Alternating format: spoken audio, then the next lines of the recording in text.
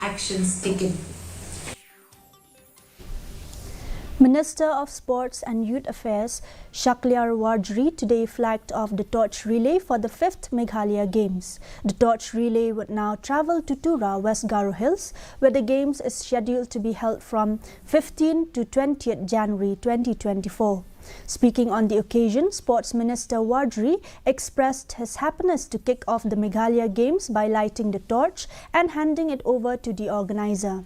He also emphasized that the primary goal of the government is to provide a constructive platform for athletes and encourage them to pursue sports as a career rather than just a hobby. The minister underscored the role of sports in preventing youth from falling prey to the drug menace.